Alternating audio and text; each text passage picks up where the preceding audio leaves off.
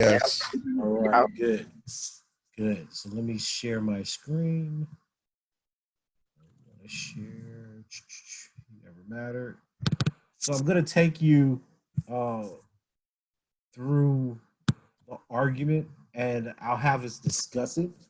I know this may be some stuff that's unfamiliar to a lot of people, so I'm happy to entertain comments afterward and explain each part of the argument.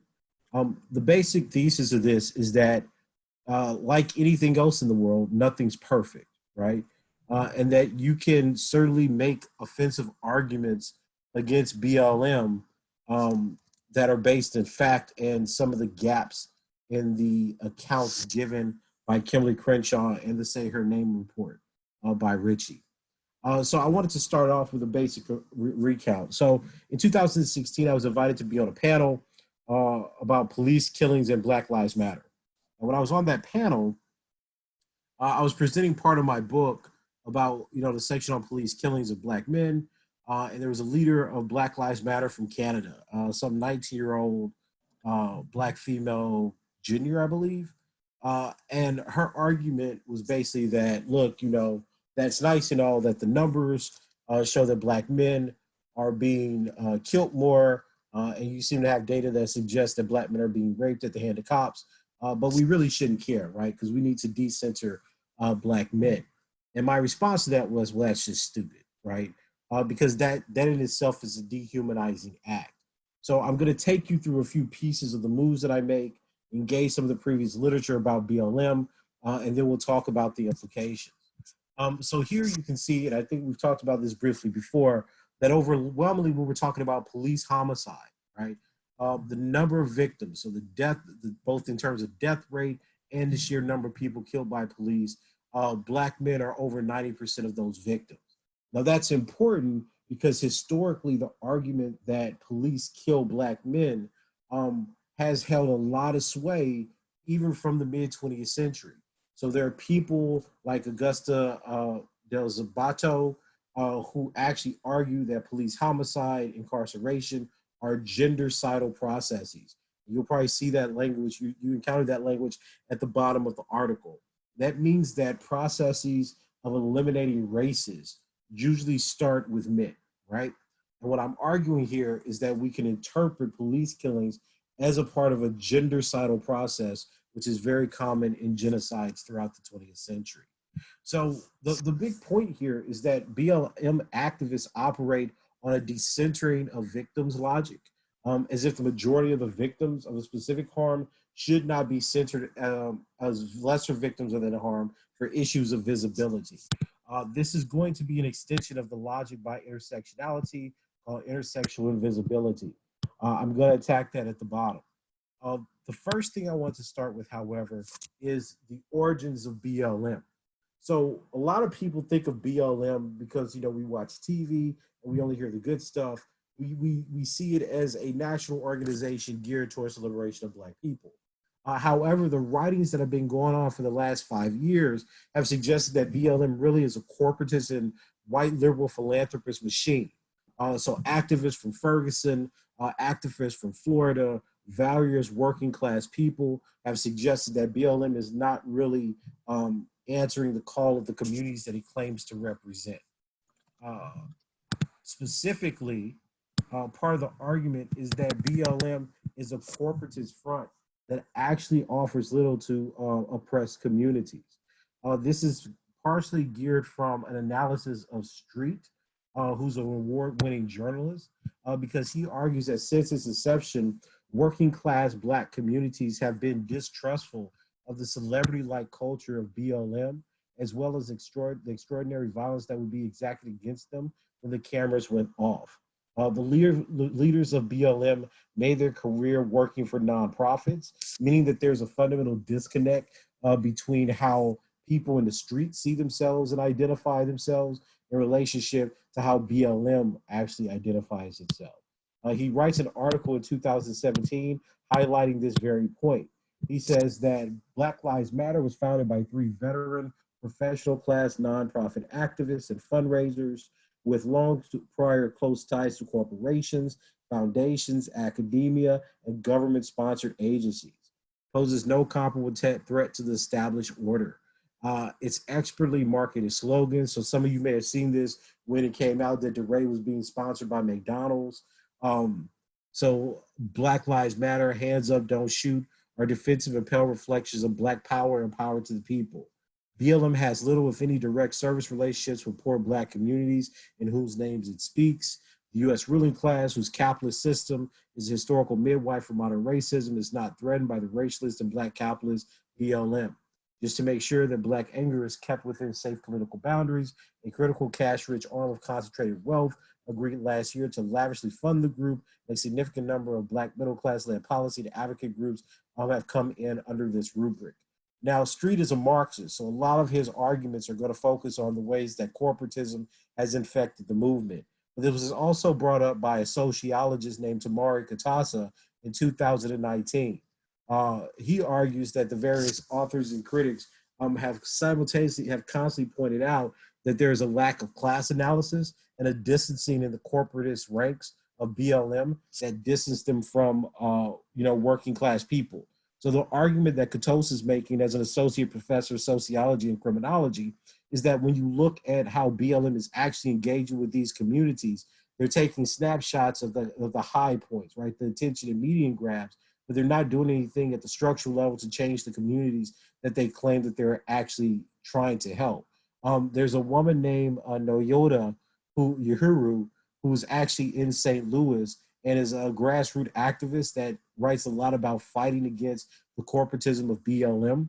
So she would be a really good resource. She's online, she's on Facebook, she writes a lot of stuff. She'd be a really good resource if you're interested in taking this up from an actual grassroots approach.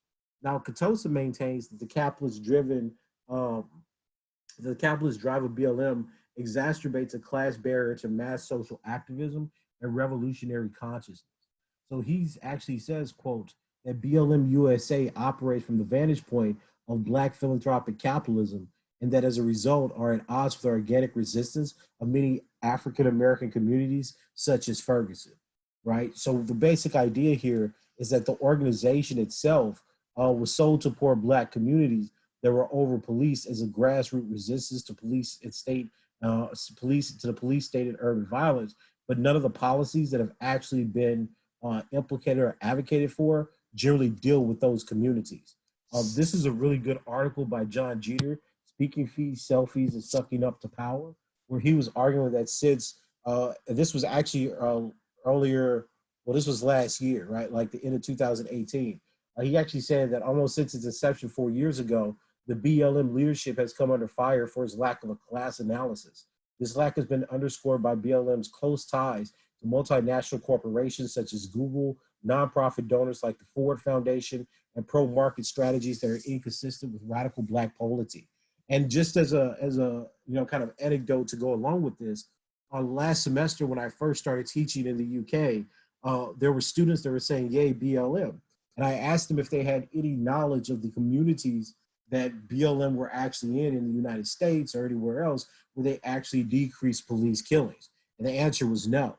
So the idea for many of the students was, well, surely we should say something. I said, well, I don't have a problem with you saying something, but if the argument is that BLM is net beneficial to communities and to Black people in the United States, then the question is, has it actually decreased any police violence? And I want y'all to think about this seriously. Since BLM, because Karanga actually wrote an article right before George Floyd was killed, like the end of 2019, saying that we have BLM made lots of mistakes, which is why I wasn't commenting on anything. All of a sudden, George Floyd is killed, BLM starts coming back, and then as a reaction to George Floyd, there's the whole Breonna Taylor invisibility argument that I'll talk about in a second. So think about how quiet BLM was until you got this upsurgence within the pandemic about George Floyd, a move to defund the police, etc. These became national platform talking points in a world where they weren't advocating for this in the 3 or 4 years, or the 4 or 5 years prior to that, right? So this again suggests that part of the impetus behind BLM isn't an ongoing engagement with grassroots or working class communities, but very much a flare up when there's national attention, cameras, and spokespeople are needed, right? So BLM according to all the data from 2019, was being criticized for actually retreating from the forefront of social protest, right? And this is what's really fascinating about, look at what this Russell quote says. Actually says that the actual contours of protest as its shapeshifted and flu-born uprisings are still misunderstood to this day. Folks know the basics. They know the name of the officer, Darren Wilson, who pulled the trigger. They know some of us organizers and organizations, and they know that Ferguson and his people, unrepentant and righteous, kicked off the movement as we know it. But here's the thing. Most don't know the deep toll of the movement. The suppression and commodification of it has taken our lives or what we're still up against right now. To put it bluntly, people stopped giving a damn the second the quick trip stopped burning before the ashes could even blow away in the wind. So Mr. Russell is suggesting that, look, part of the issue of BLM is that there's an exploitation of the death of poor urban communities, that once the cameras go away, they're left. And the working class people who are marching, who still have to deal with the police departments, are still left in environments of violence and neglect that are not solved just because BLM gives a speech and says that they're on the case, right? Russell also continues that it also creates a dynamic where people who are actually the victims of police brutality cannot get heard. So he actually says from a firsthand account that instead of a world eager to hear from the activists and residents of Ferguson who suffered against the draconian brutality of the police, Russell and others experienced censorship and media blackballing. He writes, our ability to shut any and everything down made the vast majority of us a liability on university panels and television roundtables. They couldn't predict what we would say, according to TV producers I spoke with behind the scenes on many occasions. So notice what happens here. Many of the messages that we're getting from BLM are corporate sanitized messages because there's a class break and class divide between the people in the community and what they think the arguments and issues in the community are, and then what liberal white philanthropists are actually trying to fund.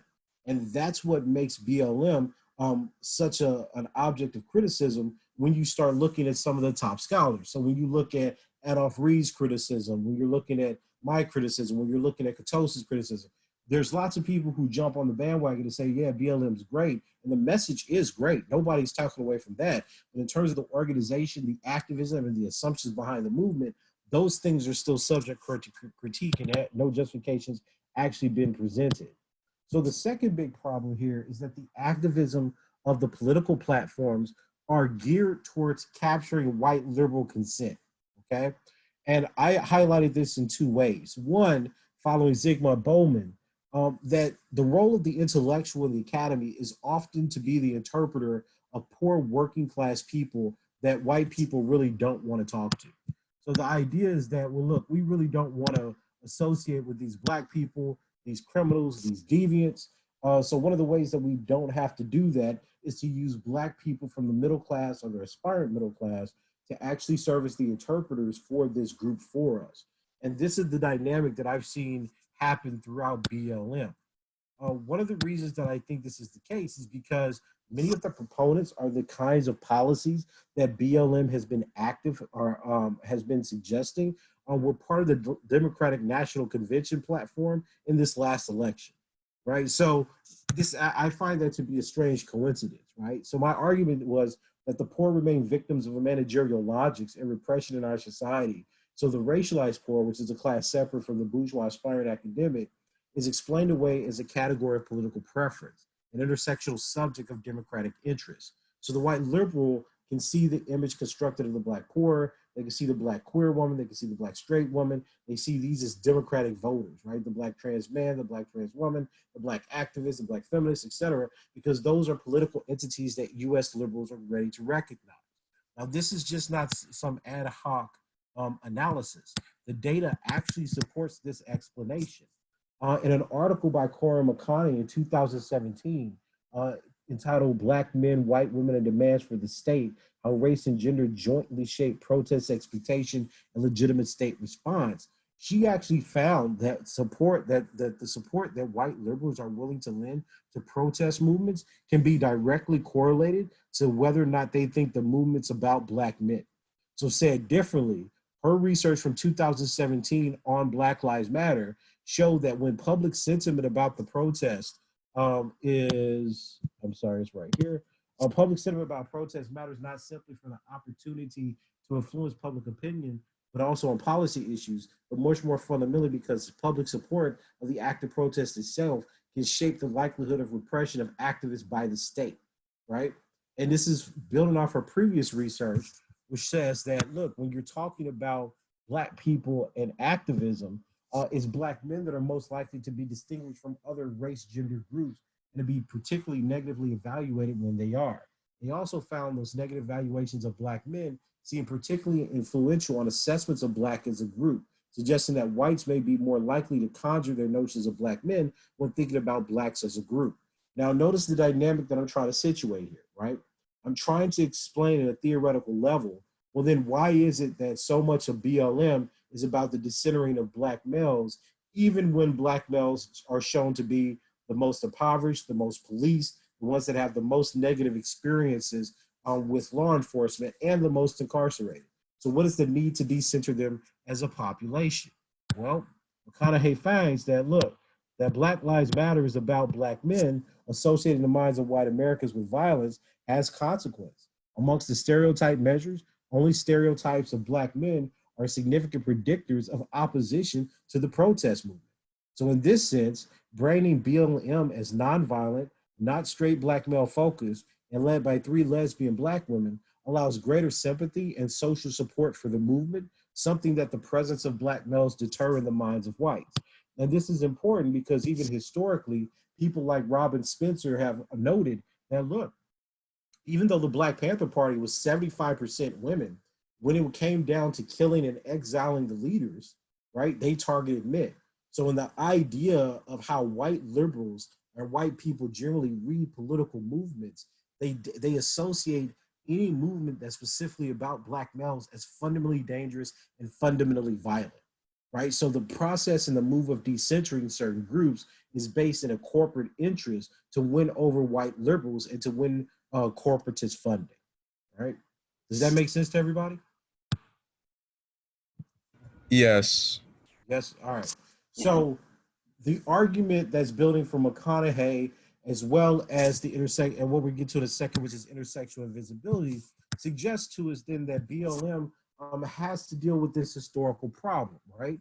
So when you look at the question of whether or not an organization actually represents groups of people, when you look at the issue of whether or not it's actually leading to grassroots and structural change, right? These are the types of questions that have to be asked about the movement itself and their platform.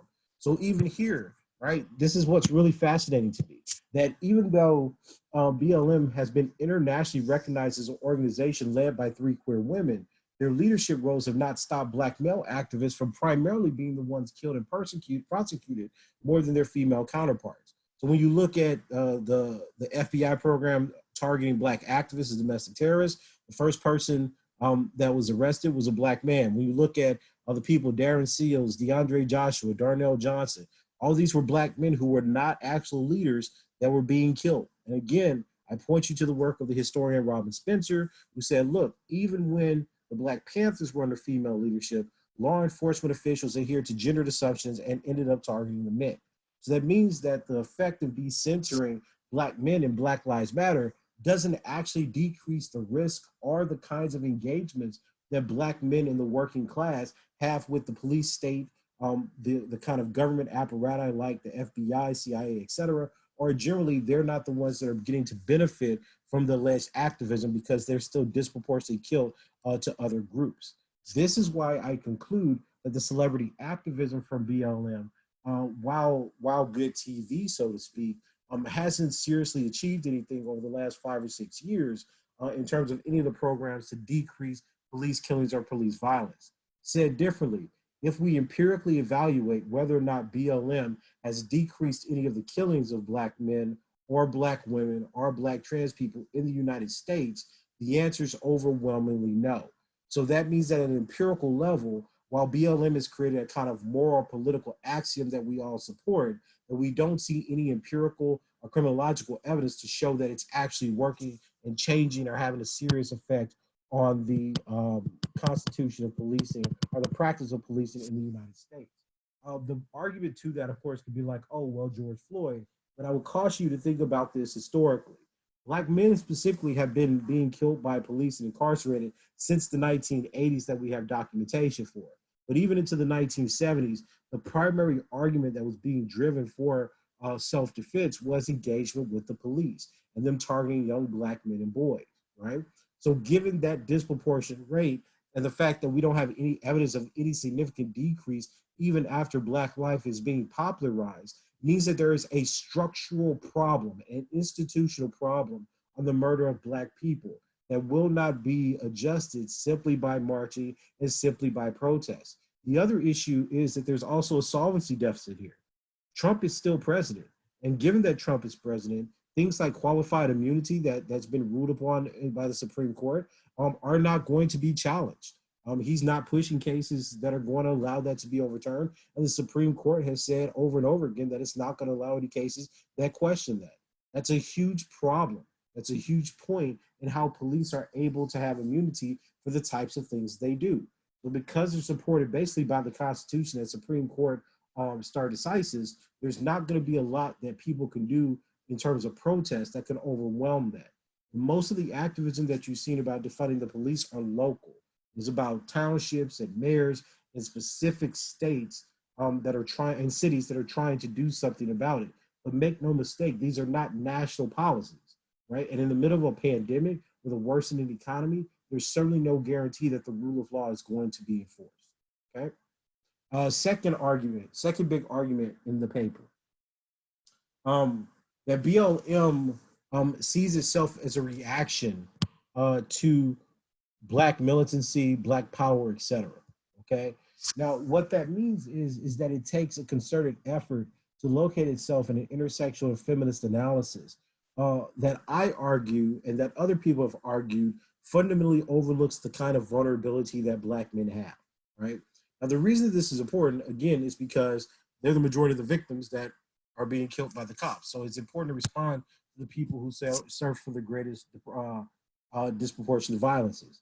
The second problem is what Addis Zetleta talks about in terms of epistemic insiderism, right? And I really like, he got criticized for writing this article, but I actually really like what he's saying here. He actually says that, look, the rhetoric and images deflect reflexive attention away from the fact that all the identity-based problems that crippled Black nationalism in the 1960s, epistemological insiderism, proclamations to bank and vote Black, etc., remain present in Black Lives Matter.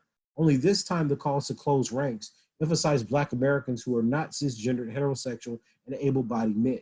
Now, what's important about this argument is not so much the who that's being excluded, but that the same processes of exclusion operate in all political organizations.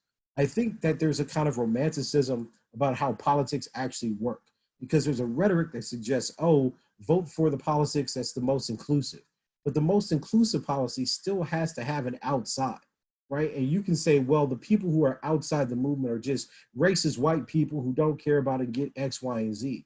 And that may be fine for the moral justification of what you say, but that doesn't mean that that's an actually inclusive political process. Said differently, if someone looks at the alt-right, there are claims by the alt-right that are true, such things as worsening birth rate, lower economic, more economic woes, less job opportunities. And those people make the same argument about Black people and immigrants as Black people make about white people.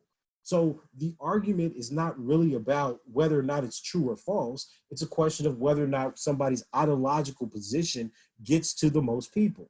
And this is what I've constantly pointed to as being the dangers of a kind of identity politic logic that only asserts that people are moral inferiors and moral superiors when it comes to politics. There has to be some form of objective or political realism in how we want to adjudicate political processes and stances. So because of that, I specifically go into the logic that Kimberly Crenshaw is introducing behind the Say Her Name campaign. Now, Kimberly Crenshaw and Andrea Ritchie assert that the failure to highlight and demand accountability for countless Black women killed by police over the past decade leaves Black women unnamed and thus underprotected in the face of their continued vulnerability to racial police violence, right? So they make the argument that not knowing, not naming, not recognizing groups of people leads to lesser protection, okay? So that's an empirical claim, right? she then says that I didn't say that, well, look, it's not just that these are honorific names. It's not just like she wants to name them in honor of their passing, but she thinks that it's ameliorative. Crenshaw and Ritchie actually claim that recognizing women and other people killed by police is necessary to develop a clear frame to understand the police killings of Black men and boys, theorizing the ways in which they're systematically criminalized, feared across disparate class backgrounds, and irrespective of circumstances. Black women, they claim, are accounted for in this literature. So Black women who are profiled, beaten, sexually assaulted, and killed by law enforcement officials are conspicuously absent from this frame when their experiences are identical, right? Now, this is a quote. Remember what she's saying here. She's saying that they're absent from this frame even when their experiences are identical to that of Black men. So she says that while their experiences with police violence is distinct and uniquely informed by race, gender identity, sexual orientation, Black women remain invisible. Now, to remedy this, Crenshaw and Ritchie want to expand the traditional frames to solve the problem. But there's going to be an empirical issue here. So Crenshaw and Ritchie actually argue that acknowledging and analyzing the connections between anti-Black violence against Black men, women, transgender, and gender nonconforming people reveals systemic realities that go unnoticed when the focus is limited exclusively to cases involving Black non-transgender men. Now, I argue that this claim is misleading because since Black men experience the very same issues that the AAPF report, that's the African American Policy Forum report, suggests are uniquely experienced by Black women, Black queer, and Black non-binary peoples, there should be a gap on both sides. And I'll explain that in a minute. What I'm suggesting is that Ritchie and Crenshaw argue that the interactions with police by Black women, Black trans peoples, and Black queer bodies is uniquely race, gendered, sexualized, etc. But then she doesn't assume the same thing for Black men. So if you read the report, for instance, she'll say things like, well, Black men are profiled just like Black women, but on top of that, Black women have to deal with sexual assault and rape, right? So she makes empirical claims about what she thinks constitutes racial profiling and police violence, but she isolates all of those things only to the sex category, thinking that it only then affects women, trans peoples, and queer Black people, right? So that's why she says that her and Ritchie say that the challenge here is to expand the existing frames so that this violence too is legible to activists, policymakers, and the media. But this brings about a question. She concedes that the frame already has an account of Black men. I disagree with that because they don't understand why, but nonetheless, let's concede that argument. Let's say that in the status quo, Black men have an appropriate frame to understand police violence. Well, the problem with that is that both by rate and by brute number, just raw in, Black men have the most negative experiences and the most lethal encounters with police violence. So there's a problem with the ways that recognition actually solves the problem. Said differently, if Black men already have recognition and Black men are the group killed the most, then one has to ask, what does recognition actually solve? So the claim that recognition or expansion of frames actually solves police brutality and gives policies that actually decrease police violence is actually empirically denied. If it is the case that this actually works and it doesn't work on Black men, then again, this goes back to what we were talking about in the last lecture, where we don't have an adequate conceptualization of the oppression of Black men or why they seem to be outside of civil and political remedies for how we want to solve societal violence against them. Now, the Say Her Name report draws from the Black Women's Blueprint document, Invisible Betrayal, Police Violence and the Rapes of Black Women in the United States, that was published in 2014. Now, this specific document argued that Black women in the United States specifically fully accounted for the ways in which their experiences of sexual assault or rape more specifically constitute an act of torture requires understanding the historical context, institutional legacy of slavery, and the contemporary burden placed on victims of police sexual assaults. Now, this argument is actually cited and continued by Michelle S. Jacobs in 2017, where she says that, again, both Black men and women could be killed, maimed, mutilated at the will of the slaveholder with no redress or sanctuary for the so gravely injured. Certainly, Black men were killed and maimed, as were Black women, but women were also raped and sexually abused by the slaveholder and his employees. The point of this is that because it starts from the ontological assumptions of gender, and gender being causally related to sexual violence, like sexual assault and rape, there's this problem yet again where it excludes the considerations of Black men. We have lots of evidence now over the last decade have been victimized by sexual assault, rape, sodomy, as well as genital mutilation. So this is why I say yet again, emphasizing the research that's been done by myself, uh, Thomas Foster, Sweet Lamont Adu, as well as our contemporary study with Utley, that the fundamental difference between the rape of Black men and women resides in the fact that while both were and are victims of rape, only the Black male was demonized and policed as the rapist. So this is not an issue where Black men were not raped. We have lots of evidence throughout history now that suggests that Black men were actually systemically raped during both slavery and Jim Crow. The difference was that Black men were not actually seen as victims of rape because they were already policed and criminalized as the rapists. So the claim that Crenshaw, Ritchie, and the Blueprint and Jacobs are making is actually historically false. So that means that we should be looking for a kind of sexual vulnerability that Black men also have that would include them within the gender-based violence component of the Say Her Name report. So because gender requires a difference between men and women, BLM and Say Her Name have insisted that gender-based violence comprises that difference and consequently does not affect Black male death or dying. Black men have been interpreted primarily through their corpses, so we count their raw numbers of death rather than their sexual victimization. So if you think back to some of the charts that I presented to you last time, you would say, oh, well, yeah, we got domestic violence with Black women, we have domestic violence with Latino women, we have domestic violence with white women, but we also have this problem in the community with Black men, right?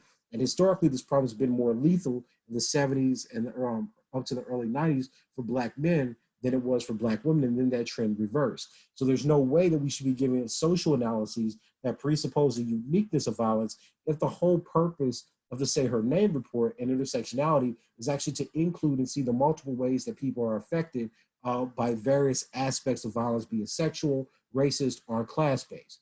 I'm suggesting that this shows that there's an ideological component that's not trying to center Black men, largely for profit and largely because of stereotypes about Black males throughout the intersectional literature, right? And if you read the piece, I give you quite a few examples of Black men who were actually historically raped by police, as well as court cases where Black men right now are fighting to get compensation, and none of those are being taken up by BLM. So the major theoretical impetus behind all this revolves around the concept of invisibility, right? How does invisibility actually work out in the real world?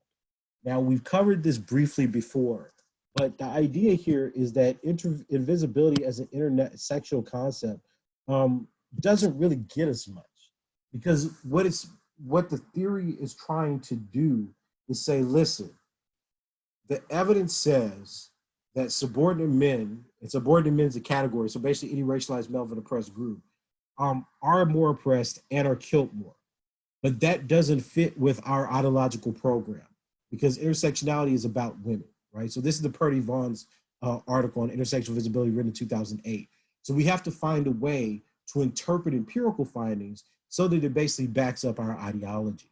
And the way they did that was through this idea of being invisible, that if people are killed too much and they become seen and represented as being killed too much or the major victims of something, it erases people who are the lesser victims. And somehow that gives moral cause. I find that to be problematic because you can imagine a situation like if you applied this to Black people, that I think people would actually accuse you of things like anti-Semitism, Islamophobia, etc. For example, if I said that during the Holocaust, which is a true argument, Jewish men were killed first and more brutally, right? That's a true historical statement. If we apply a lens to intersectional visibility, it would mean that they have privilege and they were erasing all the Jewish women that were killed in the Holocaust too, right? That there is no literature that makes that argument anywhere in Holocaust or genocide studies. Similarly, you can see the same thing with the conquest with Muslims. Overwhelmingly, they killed Muslim men and young boys as a process of conquering. Nobody would say that the men in that situation are actually privileged compared to the women, because the effect of all these wars is a flipped gender and sex ratio, where you have, in some cases, like in Bosnia, 75% of the society were women because they killed all the men and boys, right? So the idea is that this makes sense within the US context. But if you said this about any other group, like, could you imagine going through society saying, well, we don't want to pay attention to Jewish men during the Holocaust because they were actually privileged? No one would accept that argument. So what I'm arguing throughout this paper is that there's a perverse anti-Blackness and racialized logic that allows us to dehumanize Black men by turning away from the concessions of how violence actually happens in society in the real world for our identity politics. And again, this is where I give you a summary of Earl Miller's work, Adam Jones, Jim Sedanis, and Felicia Prado, we've gone through their charts before. Now, the argument that I'm drawing from, right? So I'm not just pulling this out the air, is the Purdy Vaughn and Richard Ibach argument. And again, I'll read that quote for you right here, where it says that they explain their intersectional visibility model that views oppression of subordinate group men as a reflection of the general tendency in an androcentric society to view all men, both those of dominant and subordinate. So that means that the men of the dominant powerful group and the men of the subordinate oppressed group as more important than women, right? So that's all women. So that means that even when you look at white women, they're going to say, no, patriarchies choose subordinate group men because they're men. And they said that it's this marginalization of women, so this idea that women are not important in androcentric or patriarchal societies, that causes subordinate women, so that'd be Black women, Latino women, etc., to be relatively ignored as direct targets of oppression compared to subordinate men. And again, this is why I say it's so important for you to actually deal with the literature. The literature is very clear that when you look at invisibility, the key question is, it's not a question of who's more suppressed, because they've already conceded that disproportionately violence tracks alongside males in practically every society. The question is how you interpret that violence. And this is what I meant the other day when I said that, look, anybody could get up in the debate round and just pick the favorite group that white liberals are impressed with right now. So you could talk about white women, then it switches to Black women, and it switches to Black gay peoples, and now it switches to Black trans peoples. None of those have anything to do with the way that violence is actually happening in the society, because you're just picking the favorites of people who are being recognized. When you look at violence, it's systemic, it varies, right? And it has different effects in the specific context of group you're talking about. So even if you're talking about Black Lives Matter, you're overwhelmingly talking about poor Black people. It's poor Black men that are being killed. If you start talking about Black Lives Matter or the need to defund the police, the biggest population is going to be poor white men.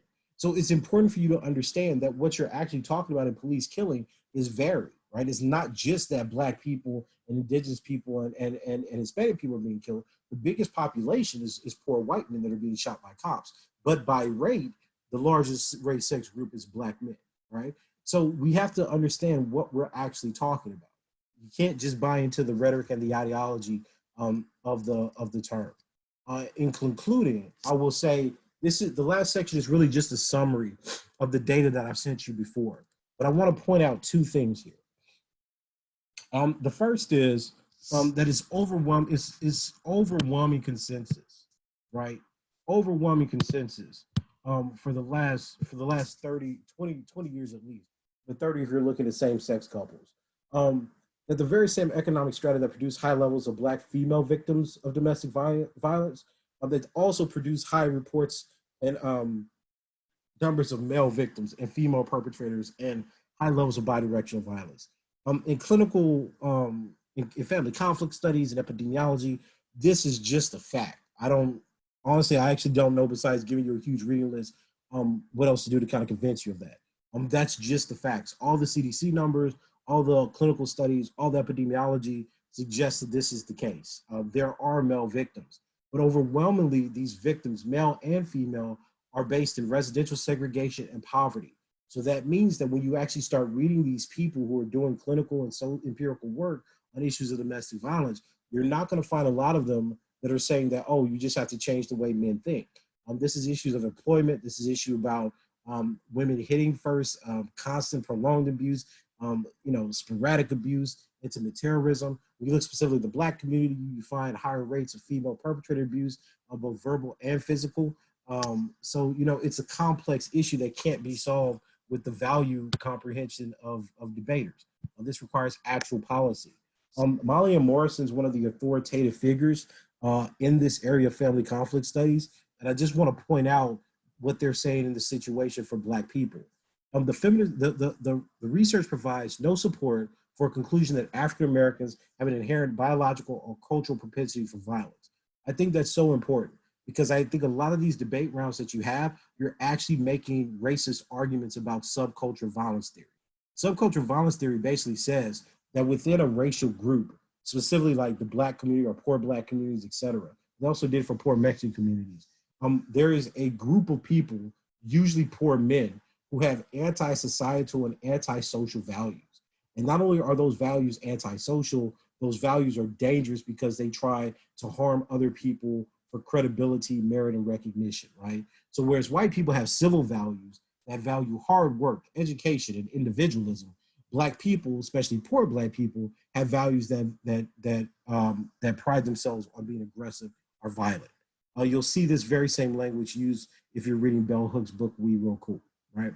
So it's important that the clinicians and scientists are saying, look, there is no biological or cultural propensity for violence. Rather, the stressors and oppressive systemic forces that disproportionately affect African Americans place them at greater risk for domestic violence. So despite the overrepresentation of African American male victims of domestic violence and female perpetrated homicide, there is a dearth of literature on Black male victims. This omission seems to reflect an assumption that males alone are responsible for intimate violence and are not themselves harmed by abuse. On the contrary, data shows that for African American males as well as females, involvement in abusive relationships is likely to result in depression, stress, and alcohol abuse, and those are outcomes that place the entire family system at risk. Now, following the work of Carolyn West, oops, I lost the page. Carolyn West, who's actually a Black feminist psychologist, she says the same thing in her report, right? That when you look at all the evidence from psychologists, epidemiologists, and clinicians, the idea is that this is bidirectional. The point of this is, though, an important caveat, West does argue that there's a thing called asymmetrical bidirectionality, which is that female violence doesn't lead to the same rate of injury, right? But the whole point of this is the Say Her Name report makes none of these caveats, right? The Say Her Name report uses the idea that Black men are dangerous, that Black men have a deviant culture, that Black women, Black trans and Black queer communities need protection from them as the basis of engaging the police, right? And actually, clinicians have said quite clear that because you view Black men as violent and misogynistic, scholars and public health officials use Black men as scapegoats for domestic violence and actually deny resources to poor Black communities, such as economic programs and mental health access that would actually decrease domestic violence. That's one way that the Say Her Name report and BLM are ineffective in actually solving the problem. Tamari Kosi also points out a problem with decentering. He actually says that, look, both in the United States and Canada, BLM has taken an approach to criticizing heterosexual Black men that has an undertone of competitiveness and misandry. More complex reading of heterosexual Black masculinity that was presented by me and Matua are not considered.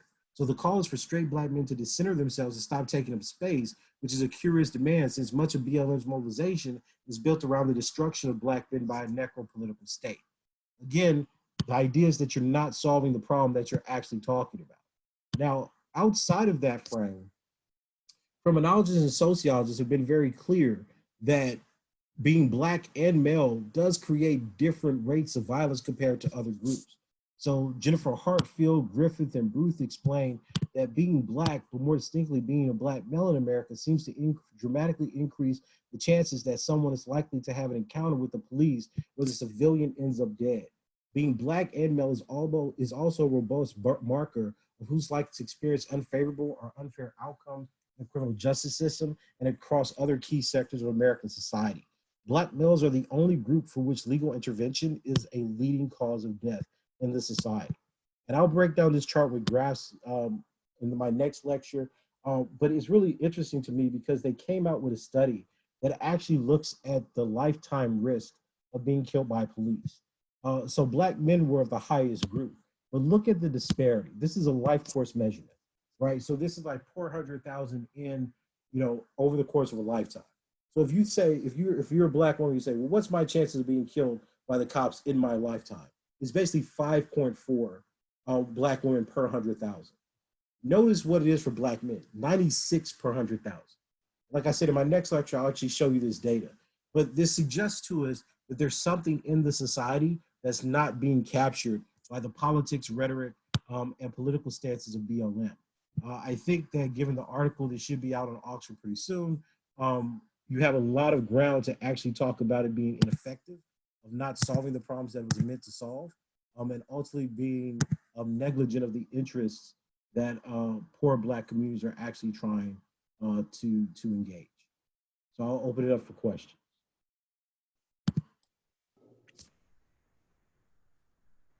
Okay, so when at the beginning you mentioned in Black Lives Matter how a difference in class understanding is not addressed, and the media gives you like some different understanding of Black Lives Matter. Can you like elaborate on like that class divide? Yes. So when you actually talk from people and activists from the communities of Ferguson, Florida, etc., they don't see Black Lives Matter as a friend because it doesn't talk about economic programs, protections from the police, legal services, etc. So what ends up happening is you get a sanitized version of what Black Lives Matter actually means. That's nonviolent. That's in line and in cahoots with the Democratic National Platform. That's very much a supporter of Hillary Clinton, right? And these kinds of white liberal performances bring white philanthropists to fund the organization. Poor people from Ferguson, poor people from Florida, poor people. I mean, there was one grouping, I think Connecticut or Milwaukee, that completely stopped using the name, are having problems with that because it's not actually addressing the issues of grassroots and local community. So they're interested in the spotlight, but they're not helping poor black people who many people would be disgusted and just think are not respected.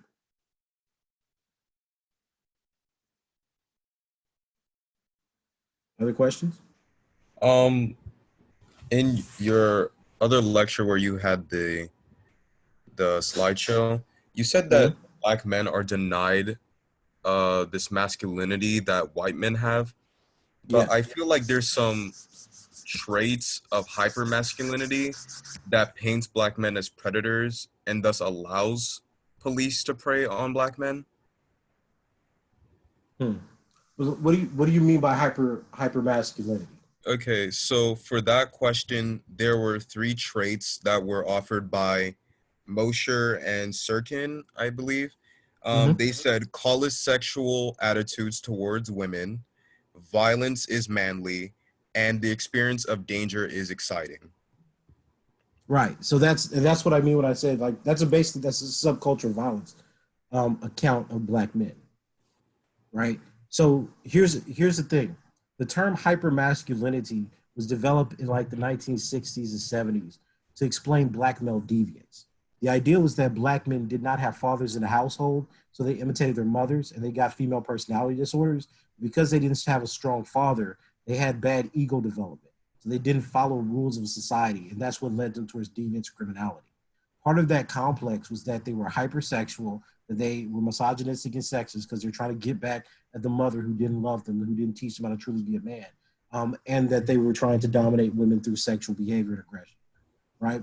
So what I'm suggesting is the definitions that we're using, that we're saying, oh, black men are like that, are really racist definitions. Does that make sense? Yeah.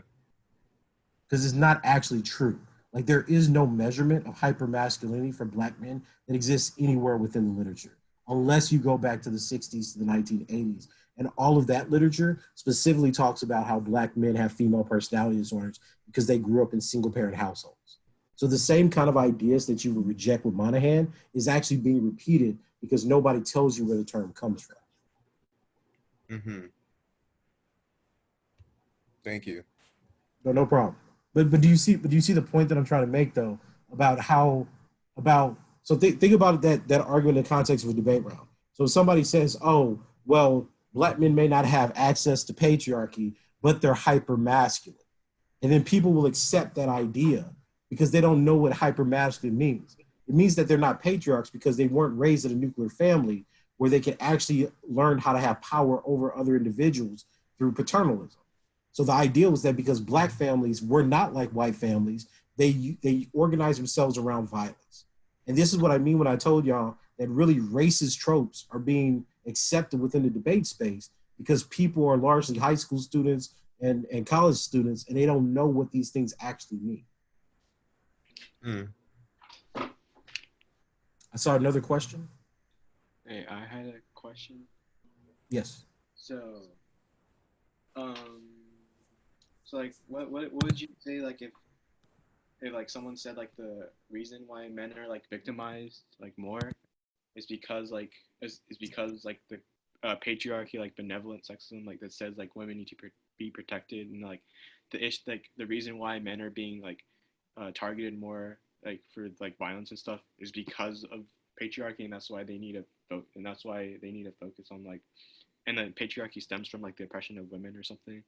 Like, what would you say to that? That could make sense. Yes, that would be a social dominance account of patriarchy.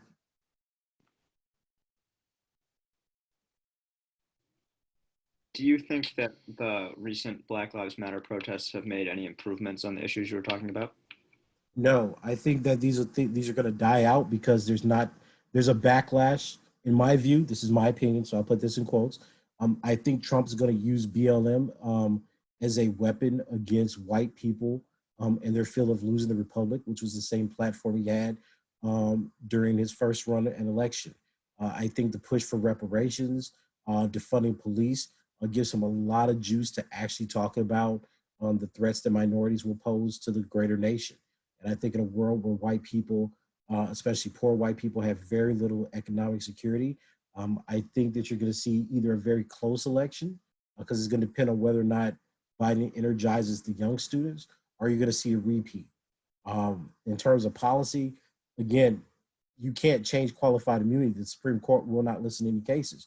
So I'm really, and we don't have lawyers like in the civil rights movement working on it. So I really don't understand what's going to change. I don't see the mechanism.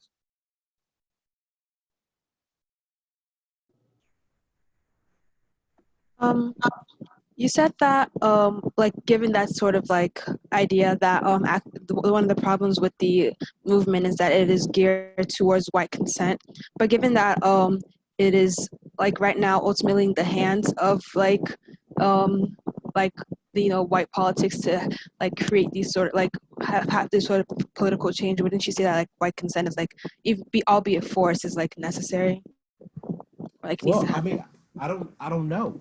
I guess it depends how you read the civil rights movement and other radical revolutions. I think in America, the subsequent generations have thought of white consent as necessary because, as Du Bois said in the 1960s, we turned our back on Africa, we turned our back on the rest of the world, we've turned our back on China and Southeast Asia. But all these people were friends of black people during the McCarthyism era, right? It was a league of darker nations. If I could draw an analogy for a moment, one of the things that made Brexit so controversial was that it was the idea that the UK was turning its back on Europe. That together Europe was strong because multiple nations understood that they had one identity. Now, black people in the United States somehow think that their identity is purely and only American. So white consent becomes necessary for a whole array of things because we don't think we have any allies.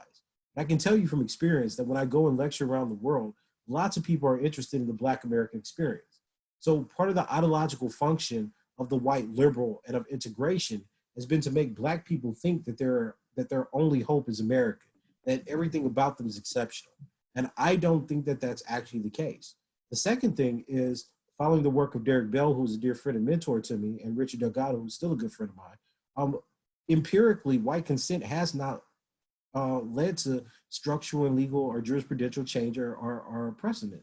So any kind of reform you get is going to be temporary. And the question is, what's the kind of buy-off that you're trying to obtain by selling your souls to the corporate structure, so to speak, right? Like our people are still dying. Specifically, my group is dying much more than everyone else's. Why would I support a movement that can't give me some kind of idea, some sort of material fact of why we're going to save my group and other Black people, right? I mean, that seems to be, if I'm picking a political party, all right, that seems to be the most basic question. But somehow people have not been allowed to ask that question. And my belief is it's because the identity politics and the ideology surrounding it have been so overwhelming that even when you have all this evidence showing you, look, here's when they're being funded by Ford and Carnegie and McDonald's and Google, you're like, ah, well, right? Like if anybody else did that, you would flip your wig because you're like, we shouldn't trust corporations, we shouldn't trust white people. But here you have a whole movement that you got the receipts, they're being funded by these groups of people, and we're like, ah, well, it's okay, right? I mean, this is very dangerous on our part as belonging to an oppressed group of people. So You what would you? mentioned, oh, I'm Oh, sorry. you can go. You can go ahead. You mentioned that like centering like our politics around like Black trans people and Black women as opposed to Black men misconstrues violence against Black men as like just racism. Yes. So like what would be more appropriate as like a term or like an understanding of what is the like oppressive force against Black men if not just racism? Racism, misandry, what people used to call gender racism. These are all dynamics. It's classism, right? I mean, the issue isn't that racism is a part, but what I'm saying is that intersectionality suggests that there is no sexual dynamic. And my work, Matua's work, Darren Hutchinson's work has suggested that that's just false, right? Because if you're a straight Black man, the idea of the rapist is a sexual stereotype, right? It presupposes a hypersexual, straight Black male body. The same way that the idea of most deviancy, when you look at attitudes that white people have about Black crime, it assumes Black men, right? I mean, these are very real phenomena that seems to fall away under intersectional analysis. So you could call it arbitrary set discrimination if you like. You could call it misandric aggression or violence if you like. You call it phallicism. There's lots of terms, or gendered racism, or sexual racism. There's lots of terms that have been introduced over the course of history that have been specifically trying to capture, how Black men have or suffer from a sexual component of discrimination. Right, and like I just have one more tiny question. Yes, Exactly how does misandry function, and how do like Black women like play a role in like Black gendered oppression? So, well, it depends. Context is important. I mean, God, there's so many examples. So if you're starting with poor working class Black women, one of the ways would be child abuse. In child abuse, Black boys are usually targeted more often and with the harshest forms. So the idea is that Black boys, there's something fundamentally wrong with them, and they're punished for that, usually through violence. Another way could be Black teachers and mothers. When you look at the data of academic expectation and achievement, the idea is that Black boys are less intelligent and less academically capable than Black girls. So teachers and parents, and that's not just Black women or Black mothers, but Black fathers and Black mothers both invest less time in Black males' academic development. There's an old theory from the 1980s with IQ tests that Black people largely consented to, the idea that Black men have lower IQs than their Black female counterparts. I mean, there's just tons and tons of examples. Sexual debut, right? The idea that older women often initiate Black men between the ages of 9 and 14 into, their first sexual experience. That is statutory rape, but it's a very common practice that's been noted in our community since the 1950s. These are all ways, right, that the stereotypes and beliefs about Black males as being not sexually vulnerable, not capable of being raped or sexually abused, all function within our own communities that everybody participates in. And this is what I meant last time when I said, look, these are not causal relationships. What I meant by that is not because you're one gender do you automatically cause oppression to another group. These are dynamics. So when I actually look at gay Black people in the Black community, they have incredibly high levels of internalized homophobia, right? Like there's tremendous stresses of self-hate. This is why you have such high rates of both domestic violence perpetration by same-sex communities and Black communities, but you also have high levels of suicide, right? Like it's incredibly stressful to be a stigmatized identity and oppressed. But what ends up happening is when we start having these debates, we pretend that the only oppression is external, that there are no effects that happen within communities or even mentally within our own communities or our own personhood based on oppressive structures. And that's just not true. Some of the most, adamant homophobic statements actually come from other people. That's not to other gay people. That's not to take any kind of blame away from people oppressing same-sex people. What I'm saying is we have to look at how we internalize oppression. Just like black people say incredibly anti-black things, right? This is how the ontological function of living in a white supremacist society actually affects our mentality, right? Right. So then would you then say that misandry is something that is like mostly impacting Black men due to the internalized like hypermasculinity of Black men in the Black community? No, black men are not hypermasculine. Like Right? hypermasculinized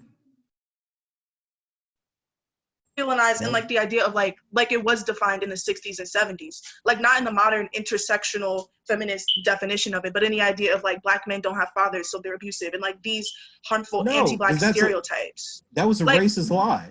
right, but like that's what I'm saying. So like our community internalizes this racism and then uses Oh it to yeah, justify misandry. yeah. If you separate it from that, yeah. So I just want to be clear. White people made that shit up. It's all false. It's empirically Right. false, right? But there are groups of black people that have been socialized to believe that black men are more deviant, aggressive, sexist, promiscuous, etc. Right? But when you look at the data, that's just not true. You know, it's just not. I mean, outside the early sexual debut, it's just not the case. And we actually, and I'll give you a great example of this, right? We just got a study published that's coming out next year on black boys' choices for first sexual experience. So we had to do a whole study just to prove that black boys choose to have sex with their friends, right? Rather than strangers, because they actually care about emotional connections around sex. Now think about that. Think about in 2020, right? Because the overarching frame is so negative about black boys, we have to do a study to prove that black boys care about who they have sex with, right? So overwhelmingly, black people, black academics still hold this view.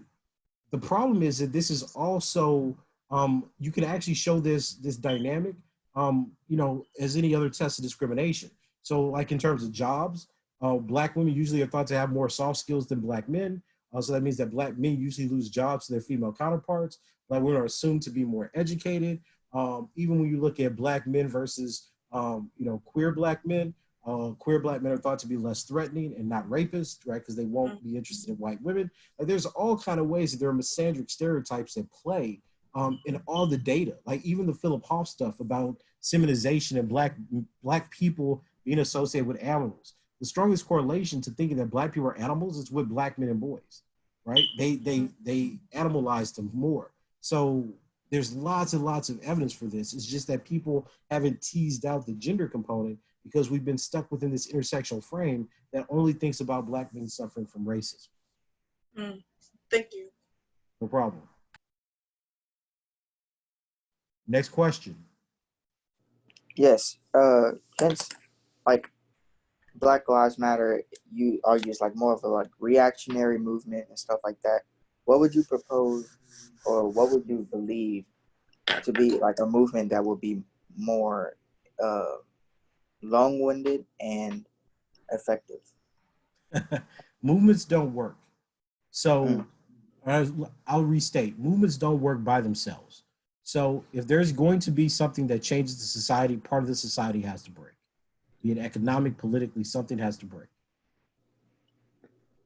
So there is no, and I wish, and this is the problem, is that I understand, like, as high school debaters, you are reading lots of different things and, they give you these kind of normative solutions. But then you have to think about it. Why do you think none of this stuff, because debaters have been arguing about this for decades, why do you think none of these movements kind of popped up yet to save the world? The reason they haven't popped up is because governments and societies squash people who would be thought leaders to start new movements. That's why that stuff happens. So there is no movement that any government is going to allow to exist if they genuinely thought it was going to overtake the society. They would consider that treason, and they would eliminate the people, which is why many of the Black Panthers are still in exile or are locked up in jail, if not dead.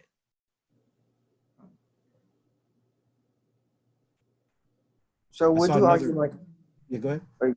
So would you argue like the economic conditions for Black people in like other countries, that are like other countries, like how could the U.S. like emulate those like positive like It's not going to. change it. You have see. This is the thing, man. You have a representative democracy in the United States. You have people who are put in charge of the government that make sure that there can't be coups. That's why the government's so decentralized to the people, and then represented at the top by people that are basically untouchable. Like it's not going to happen. There's no way to emulate it. I was in the reading there was this idea of multiple masculinities between Yes. like white and European ethnic populations. Mhm. How does this like intersect with other types of masculinities with like other races? For example, a white non-heterosexual person. How does that like kind of connect back into the idea that like there's some stereotypes on black masculinity? So the idea of multiple masculinity suggests that there are hierarchies um, of men. So if you have a hegemonic masculinity, um, like Kyle's talking about, or the patriarch, then you're going to also have masculinities that are subordinate to that person. So think of it like this: do the rich white men ever go to war? No. No. Who goes to war? The poor white men and the poor black men. Exactly. So think about that. In a society, you have to create groups of men who can be manipulated, who don't have much, that are basically disposable, right? That would be an example of a subordinate masculinity. Within that group, marginalized men usually is how Connell talks about black men. So these are men who are subordinate but have different cultural beliefs and understandings of what it means to be a man, right? So if you have, and I'll give you a great example of this. The idea in the United States is that gay men are outside of the traditional norm of hegemonic masculinity, correct? Yes, I think that'd be fair. Right. So most of you, you can do this by show of hands. Most of you think that gay men, gay white men, are not patriarchs. Show of hands if you think yes to that question. One. Sorry, what was the question? Are gay white men patriarchs? Thumbs up if you say yes, or thumbs up if you say if no. If you don't think they can be patriarchs, put your thumbs I'm sorry, can you repeat that? up. Put your thumb up if you do not believe gay men are patriarchs.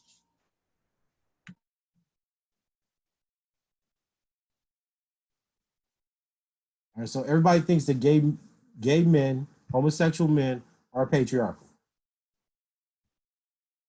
Okay. Now, so let's ask this question. Why do you think that gay men are patriarchs?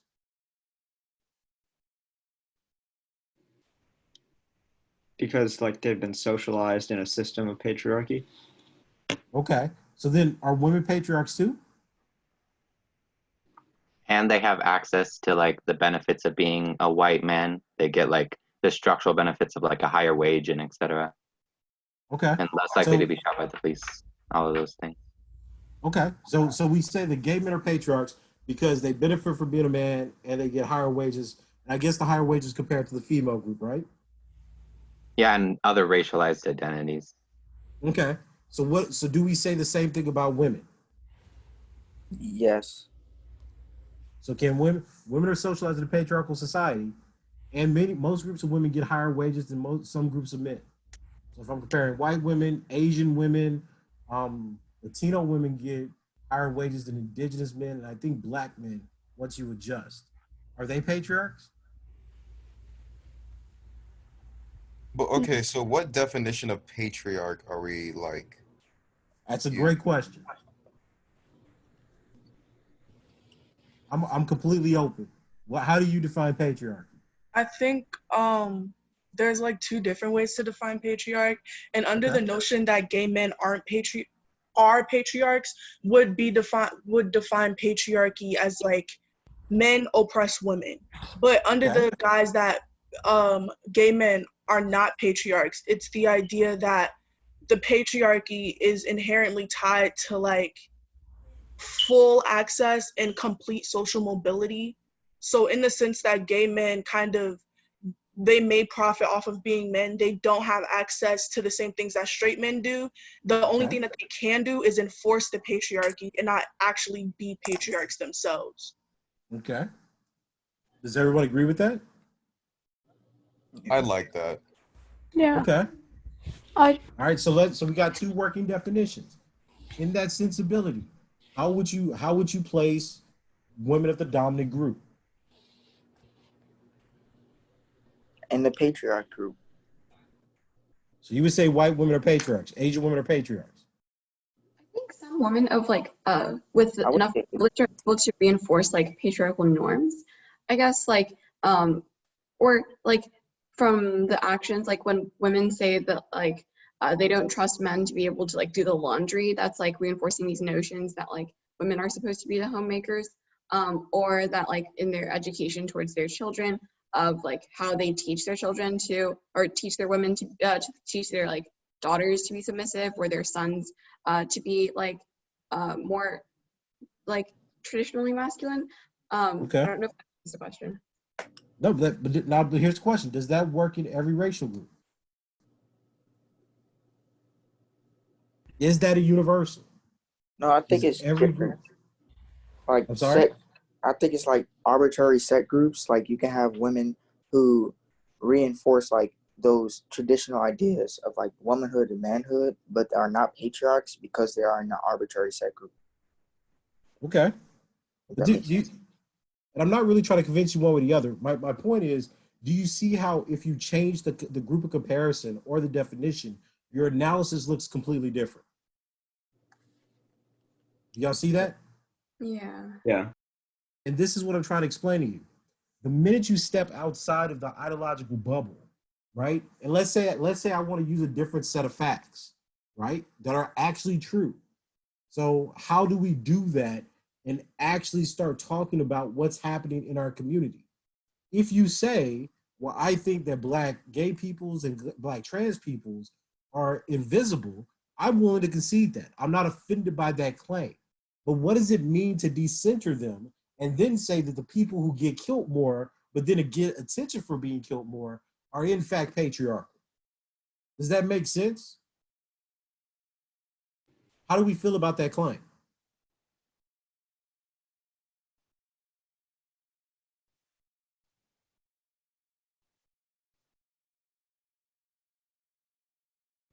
I mean, like it again, like I guess it depends on your framing of how things happen, but for the most part, to me, it doesn't really make sense.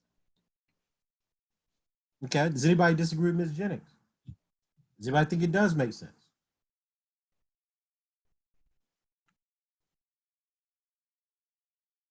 Let me give you an outrageous counterexample. Let's pretend, for instance, that the definition of rape was not changed, right? And let's say only 10% of men in the United States were victims of rape. Should those groups of men be the face of anti-rape campaigns?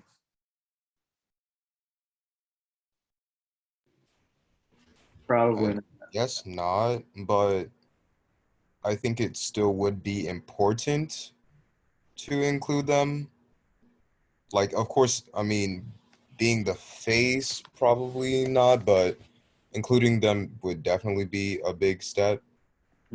But let's make. I want to be true to the analogy. So let's make the same argument that we're making with Breonna Taylor with the Say Your Name report. The idea is that focusing on men erases women. So in the example I'm using, focusing on women erases these men. So there's a movement to center on men, even if they're lesser victims in number.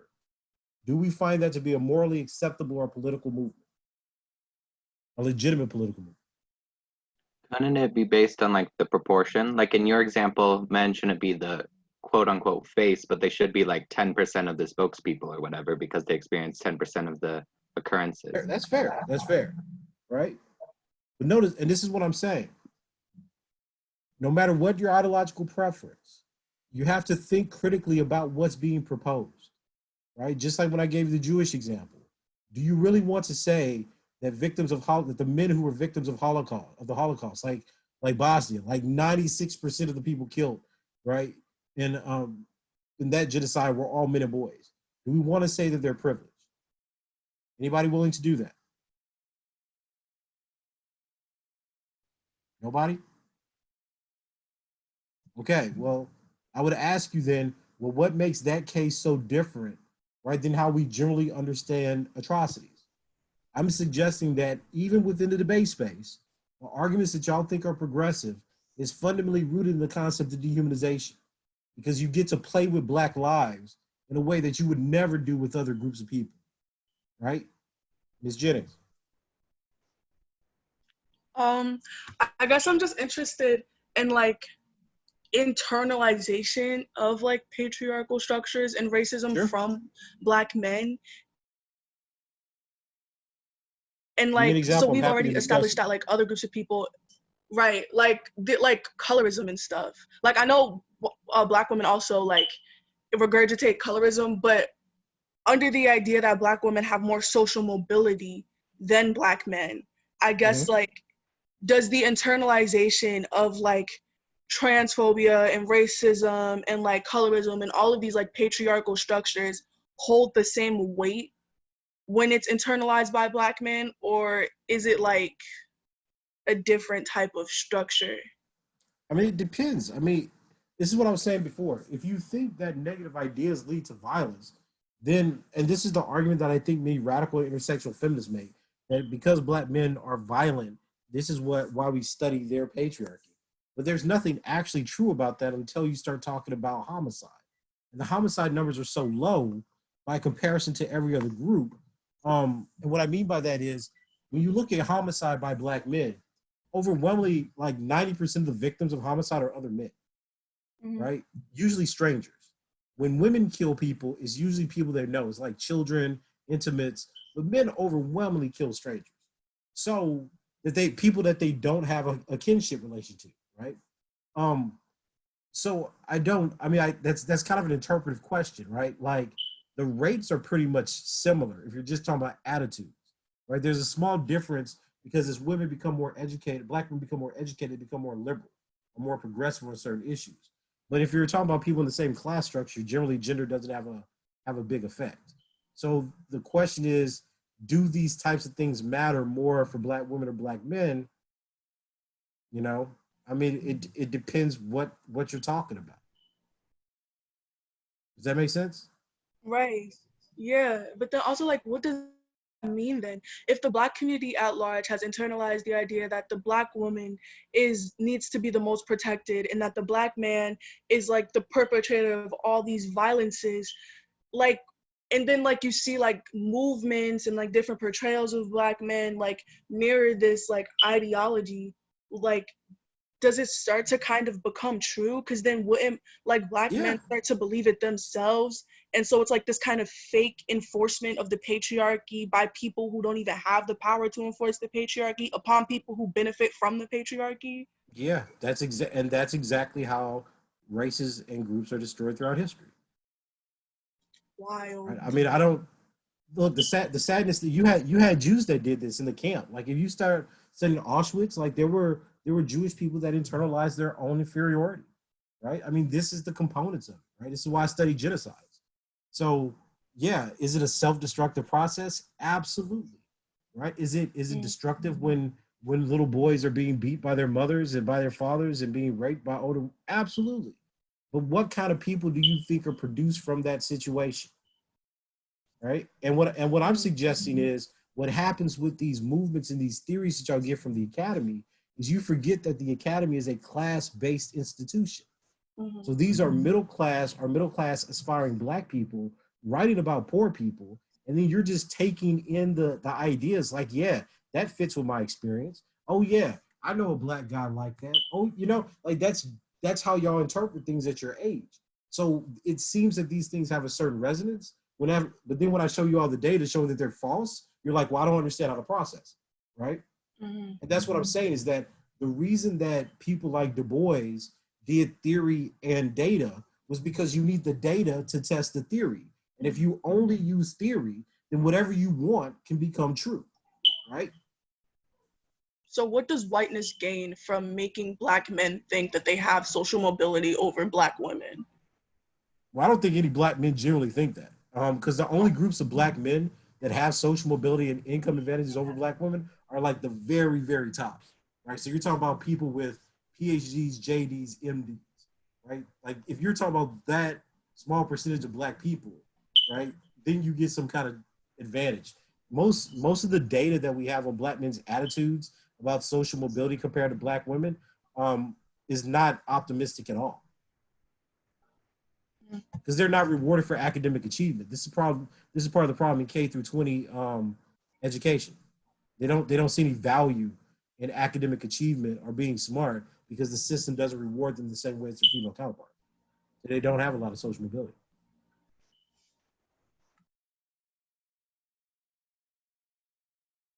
Other questions?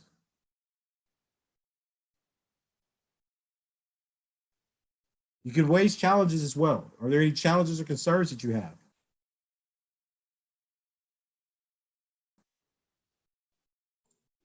What? I have a question about like Yes. you said earlier, I how don't see you movement. lighting up. Who is this? Oh, this is Joey. Yeah. Joey? So when the stuff you said about earlier, how movements are going to be unsuccessful, I'm curious of like how that this kind of like view that there's like the recognition that like progress isn't like well change is really hard to achieve considering that like white people hold the levers of power, how we can still like recognize that and also avoid falling into the like ceding the political, like when people are like politics is hopeless and they decide not to vote, and then like therefore people in the alt-right end up populating like public offices. I guess I'm kind of curious how you feel about like should people still be like investing in the political then if there is no hope for change, or should we still like be allowed to be optimistic that there is for change if It's a really good or question. like will the optimism be good? Yeah. I don't know if optimism as a value is good, but I think that there is a certain level of instrumentality that comes about. So even if I don't think that racism is going to end, my vote could be a mechanism of resistance, because I certainly don't want Trump to rule over me anymore, right? I think that those are fine. The issue is what happens when we ideologically center ourselves on a future that's never existed, that we don't even know is possible, to the detriment of our actual reality. I think that we could still make lots of decisions by accepting that racism is going to always be there, that Black people are always going to be minorities and oppressed, but still trying to incrementally resist that through voting, through marching, et cetera, et cetera, et cetera.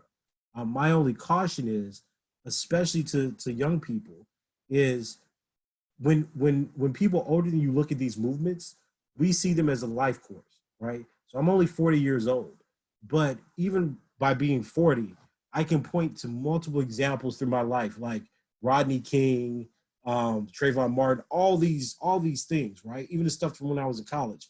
And it's the same stuff, right? It's the exact same thing. Like the idea that white supremacists try to come after me for saying that Black people had a Second Amendment right to defend themselves. Like those are the stories that my dad used to talk about. So in my lifetime, this looks like, well, look, this is the way that America's built. If America's built this way, we have to think of in terms of like disempowerment, how we act to resist specific policies, not trying to fight for a pie in the sky idea.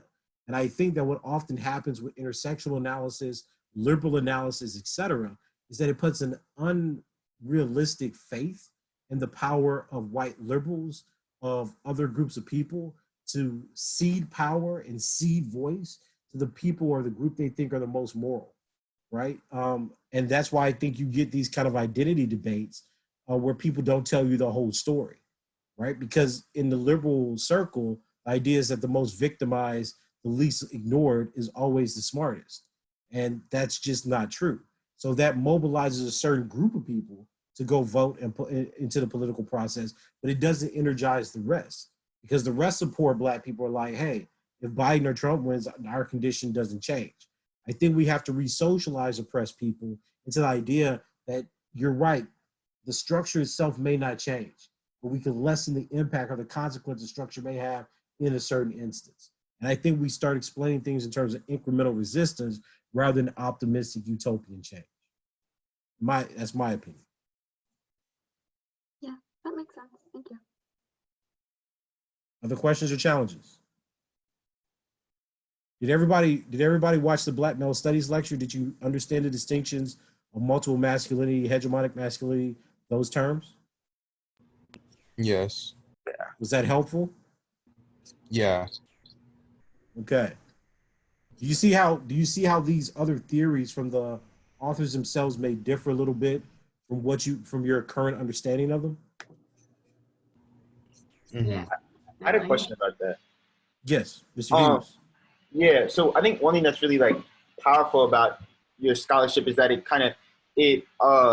gives a language, or it gives the possibility for to create a grammar to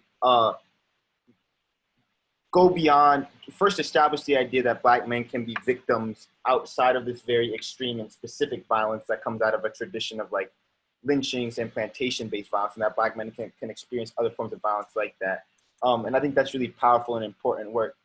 I think then my question becomes, is there a way to work within that grammar or that language of possibility of theorizing and being able to account for Black men within these paradigms of victimization of like sexual violence that you describe and gender-based violence that you describe, and also acknowledge and speak to the ways in which other forms of Black marginalized identities are have certain forms of violence that happens to them within the Black intramural. For example, the ways in which the Black trans community has a certain degree of violence that is done onto them, or Black women has a certain degree of violence that is done onto them. Yeah, absolutely. Like how do we negotiate those two without like then falling into the pitfalls of intersectionality and things that you critique? Yeah, very simply, some Black men in poor socioeconomic statuses disproportionately commit rates of violence, be it sexual or physical, or intimate, against women or trans people. Like, it's just a statement of the fact. My only argument is that doesn't have a normative or representative theory, right? I don't have to deny other people's violence to make a claim about Black people.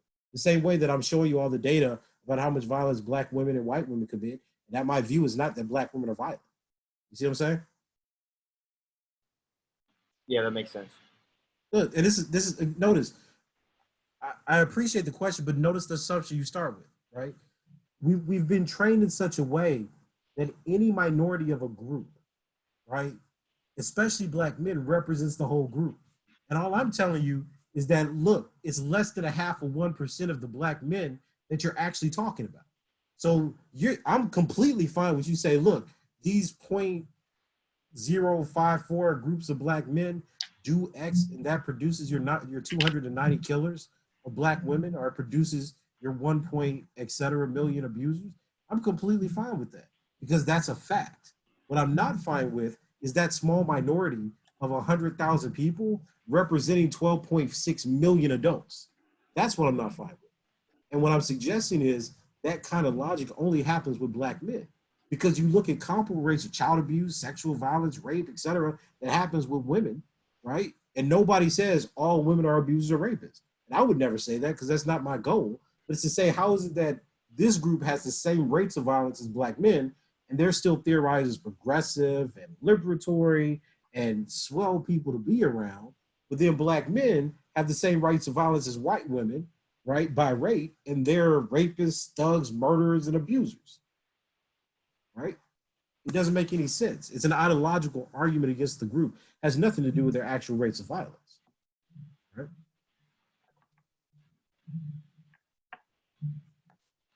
Other questions?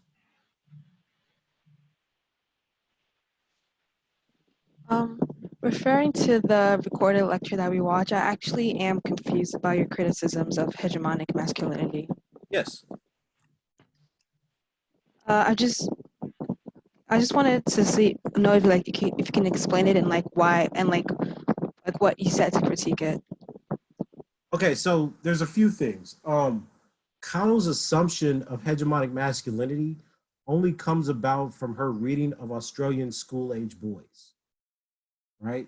So she creates a theory looking at boarding schools where poor white men want to be rich white men. And that's how she gets the division between hegemonic masculinity and subordinate masculinity. In the first iteration of that, in Gender and Power, the argument was that subordinate boys or men want to be like hegemonic patriarchs. And that became a rule in the 1980s. In the 2000s, when she wrote her second book, Masculinities, she said, oops, I made a mistake.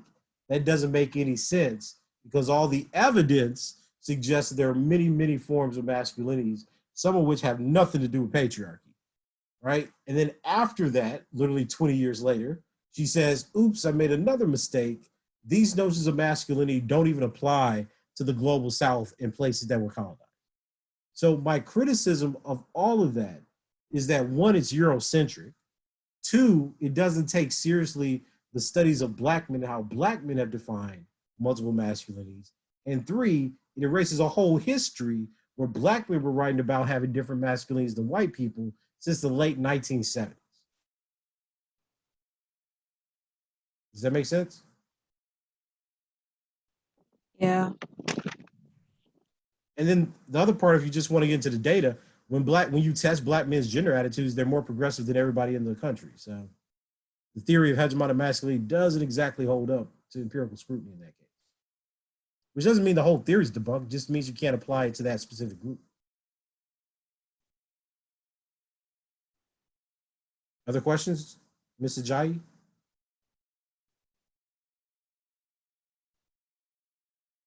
Nope, okay. Anything else? Yeah. Yes. Now tell me how to say your you- last name. Oh, Gilbert Loeb. Okay. Yeah, just do fine. When you're talking about the book, your criticism of like the decentralizing of Black men, the Black Lives Matter movement, that really didn't make sense to me. Because I think like your criticism, like say her name, it's like only like kind of been more recent.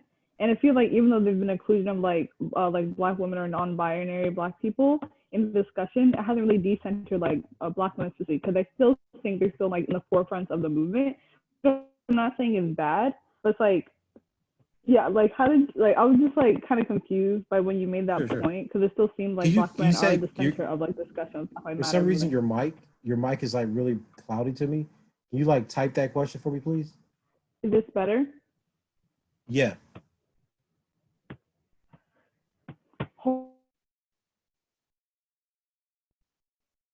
Hello? Yeah. Can you say it again? Oh, just restart. Hello? Yeah. Yeah, so just like how Black men still seem to be like at the center of like the Black Lives Matter movement, and I didn't really like your criticism of like the Black Lives Matter movement as like being like very like with all the corporate sponsors stuff like that were valid, but in the way that how Black men are still at the center of discussion for Black Lives Matter movement, it still seems to be the case. So I didn't really understand your criticism. Like, You still there? Hello? Did I lose you? Hello? Can you hear me? yeah. Okay. So this is my criticism. My criticism is that there is a move by BLM, the organization, to decenter Black men. And I think that you can see this in the recent publications in Time. I think you can see this in practically every interview that Kimberly Crenshaw has given. And you can see this in the Say Her Name report. The claim is by centering Black men as the majority of the victims, which they are, we don't have frames to solve the problems of Black women, Black gay, or Black trans groups of people. What I am saying is twofold. One, that's not true.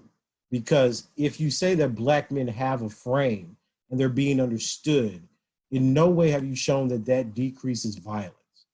The second issue is that because Black men are in fact over 95% of the victims, right? Then there needs to be some sort of explanation why recognizing that fact is somehow oppressive. And what I'm attacking is that idea that we can see that Black men are more oppressed directly through lethal violence under Western patriarchies, but we say they should not be recognized is an argument based in intersexual invisibility. And I argue that intersexual invisibility as a theory is bad because you get things like saying, oh, well, the Holocaust happened and it killed all these men, but those men were killed because they were privileged. That is the same argument being waged by Kimberly Crenshaw and Andrea Ritchie in saying that Black men are privileged, even though they've been killed, which is not a privilege, because they're being recognized at the expense of other groups. I'm saying that that's an identity politic that's saying that we should recognize one group over the other, even when they don't have the same rates of violence. And my personal opinion or my argument is that that's bad because it's dehumanizing, right? So if I'm the greatest victim of something, and you tell me, well, you can't be centered because if you're 90% of the people being killed, or the people being raped, or the people being lynched, you take away from my group, right? Then how does the group that's actually disproportionately affected ever get placed at the forefront of anything, right? How do they get attention to their specific needs? And the other part is the argument doesn't live up to its own name, which is why at the end I said, look, when you start looking, Kimberly Crenshaw claims that Black women deal with sexual violence from the police. And they keep saying that this extends from a history where Black women were raped during slavery and Jim Crow. The problem is Black men were also raped and sexually assaulted during Jim Crow, and also have active court cases where they're trying to sue for being raped by the police. And Black Lives Matter is not attending to that at all. Same thing with domestic violence. So rather than a logic of inclusion, there's all this exclusion of all the sexual violence that Black men go through and are nationally known for. So when you look at something like Abner Louima, he was sodomized with a toilet plunger, required surgery. Same thing with the guy in France, right? The same thing with Darren Manning, whose testicles were ruptured. Like, so you have all this sexual violence that Black men experience that they had a police, and nobody wants to talk about it. So I'm saying that the movement doesn't actually solve for sexual violence. It just highlights what it takes to be the victims of sexual violence, which are Black women, Black queer, and Black trans people, and situates Black men as perpetrators. And I'm showing that that narrative that's throughout the Say Her Name report is empirically false. Okay, that makes sense. I have like a second question. Like earlier, you were talking about how your criticism of like these movements not being able to work. Have you seen like in the past how it's like these like big moments and then kind of like your mic's going out again because I hear it, but it's like really jumbled. Hold up, let me try to do something. Sorry. Is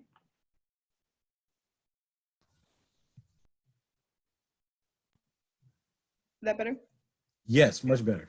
Okay, so your criticism, like how these movements don't work, just like you've seen from historical analysis, like, well, I don't know what happened in the past just because, like, you know, I haven't done research on that. Like recently it was like San Francisco, like defunding the police and stuff like that. Do you not think these are like pretty good pushes, or do you think like after a while they're just gonna like revert back to the way they were before?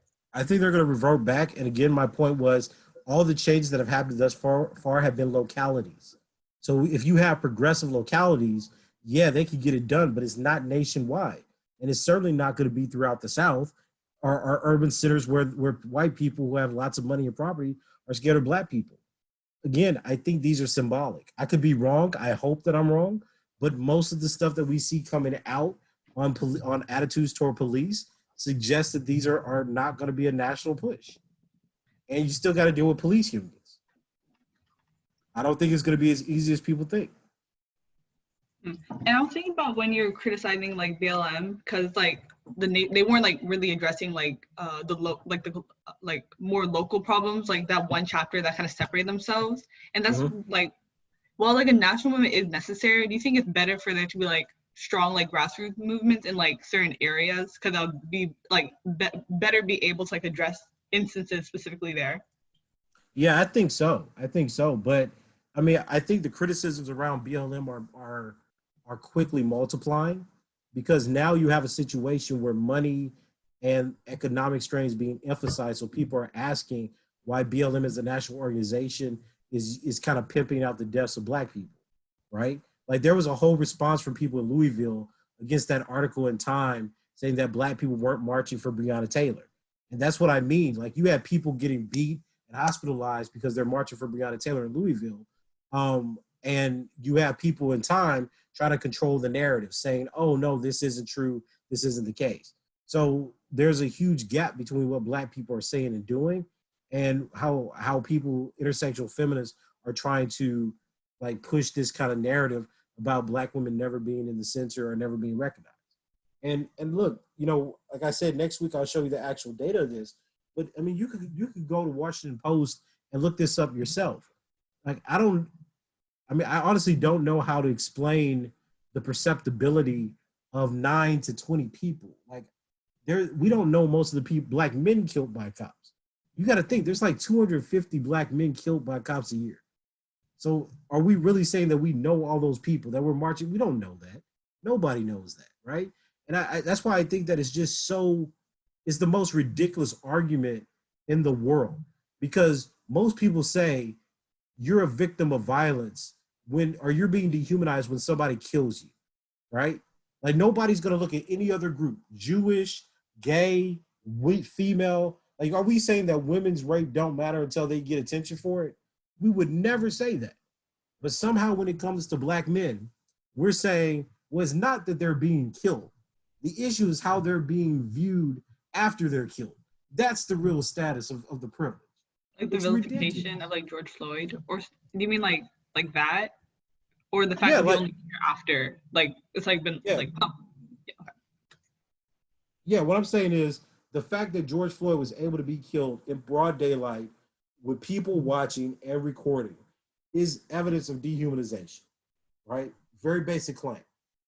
To make the argument after he's dead that he's getting more attention than Breonna Taylor when he was recorded and his video was played in a loop for the whole world to see seems like a ridiculous and dehumanizing argument to me, right? You're broadcasting a lynching and saying, oh, don't empathize with this body, empathize with the body of Breonna Taylor.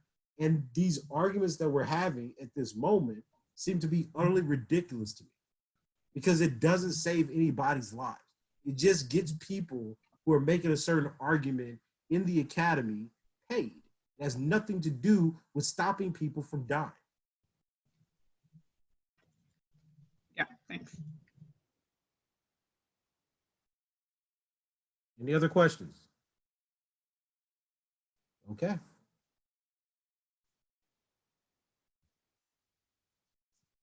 Elijah? If no one else has any questions, we can wrap up. Thank you very much, Dr. Curry. As always, we appreciate you. If everyone can give us, our usual digital round of applause. Wait, no. Actually, I kind of have one last question. I'm sorry. Yes, Ms. Jennings. I'm sorry. Okay, just steal my thunder. I'm sorry. But like back to like the like hegemonic power of like masculinity thing. Yes. Is the argument about like multiple forms of masculinities being a good thing or is it a bad thing? No, multiple masculinities are a naturally occurring phenomena in society. It's not that they're good or bad, they just are. So the way you learned this was that there are men and there are women, because most people learn about masculinity through radical feminist ideology or theory. And in that world, all men oppress all women. When masculinity studies was developed in the 1980s, Kano said, well, there's not just one group of men, there are multiple groups of men. And these multiple groups of men have different power relationships. And then after that, she said, oh, some of these groups of men are not even patriarchal, right? Some of them are protests, some of them are marginalized. They may participate in patriarchy, they may do X, Y, and Z in patriarchy, but they're certainly not hegemonic, right? So these are, multiple masculinities is a good thing, but they occur naturally. Does that make sense? Yes. Right. So that's what I'm saying. Like, you have to get out of the binary. I mean, because the way I think people look at things is you're like, oh, well, this group of people participate in patriarchy, right? But then, like, when you start pushing that analysis, you find out that women own slaves, women rape people, women killed people, women lynch people, gay white men raped, killed, murdered people. There were gay white men that owned plantations that participated in colonization, right? History is much more complex than just the theories we learn, right? And when you start learning all that stuff, it makes you think about the overarching theory much, much differently. Does that answer your question, Ms. Jennings? Yes. Thank you so much, Mr. Curry. Dr. Curry. You're welcome. May I conclude now, Buttercup? Yes, you may proceed, Mr. Smith. You better give him permission. All right, y'all. Does anyone have another question? Okay, thank you, Dr. Curry. We appreciate All right. you. We know it's late there, so we can now do our kind of digital applause. Appreciate it. Look at all these yellow people celebrating. We got some brown, some yellow. Thank you very much for stopping by again and helping us understand a little bit more about your work and the world, especially given the year that it is, right, and the role BLM is playing in international news coverage. We'll call it a night now. For those in the K-Lab, you should expect some homework to be posted in about 5 minutes, and we will see you all tomorrow.